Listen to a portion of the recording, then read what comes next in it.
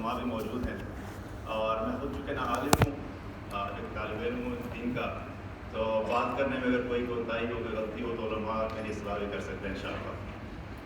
اچھا، ٹاپک جو آج کا ہے it's a very interesting thing. Kashif بھائی نے جب مجھے انوائٹ کیا کہ بھائی ہم اس طریقے سے چاہتے ہیں کہ آپ آ کے ہمارے اس ورک شاپ کے اندر بات کریں، تو میں نے ان سے پوچھا جی اچھا ٹھیک ہے ٹاپک کیا ہوگا، تو میرے ذہن میں تھا کہ مجھے کوئی آسان سا ٹاپک دیں گے کہ بھائی نبی صلی اللہ علیہ وسلم کا اخلاق یا آپ صلی اللہ علیہ وسلم ایز اے لیڈرشپ۔ تو مجھے انہوں نے کہا کہ تیمور بھائی آپ کا ٹاپک ہوگا ایموشنل انٹیلیجنس آف پروفیٹ محمد صلی اللہ علیہ وسلم۔ And I was like what?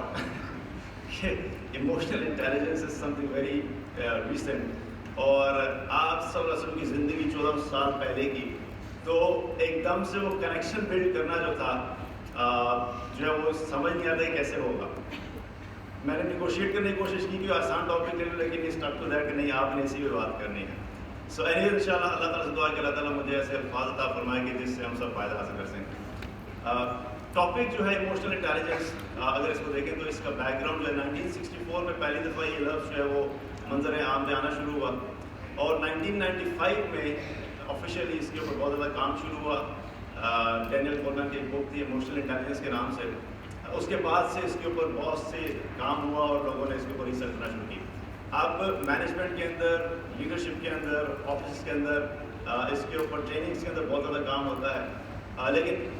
سننے میں جب کہتے ہیں ایموشنل انٹیلیجنس تو لگتا یوں ہے کہ بڑا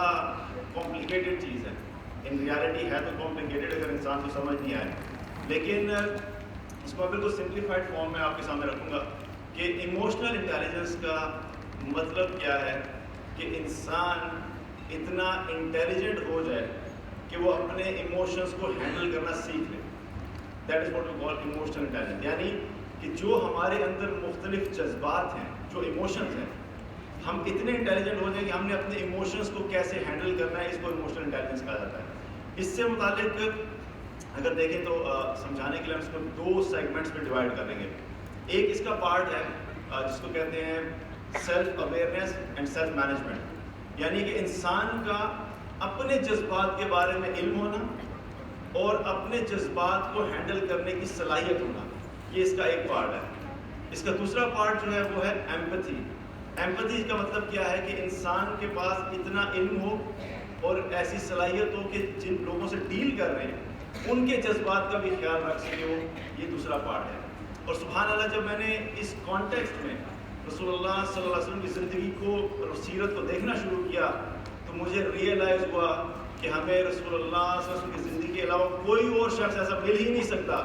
جس سے ہم ایموشنل انٹیلیجنس اس طریقے سے سیکھ سکیں جیسے ہم محمد صلی اللہ علیہ وسلم سے سیکھ سکتے ہیں۔ سو دونوں ایسپیکٹ آپ صلی اللہ علیہ وسلم کی زندگی میں بہت اچھے طریقے سے کور ہوتے ہیں، لیکن چیلنج یہ ہے چونکہ ٹائم میرے پاس شارٹ ہے تو میں بہت ساری چیزوں کو کور کرنے میں شارٹ ٹائم میں جو ہے مشکل ہوگا۔ So I try to just fast track a lot of things, اور اس جو چیزیں میکسیمم کور کرتے ہیں انشاءاللہ اس پہ بات کریں گے۔ پہلا سیگمنٹ جو ہمارا اس میں سیلف اویئرنیس اور سیلف مینجمنٹ کی بات ہم جو کر رہے تھے، اس میں کیا ہے کہ ہم اپنے ایموشنس کے اوپر دیکھیں کہ ہمارے اپنے اندر جو جذبات ہیں ان کو کیسے ہینڈل کر سکتے ہیں۔ اگین بہت سارے ایموشنز ہیں، تھوڑے ٹائم میں ان سب پہ بات نہیں کی جا سکتی، لیکن میں نے چند میجر ایموشنز کو پک کیا ہے جو کہ ہماری لائف کے ساتھ ڈائریکٹلی بہت زیادہ لنکڈ ہیں اور اس کا امپیکٹ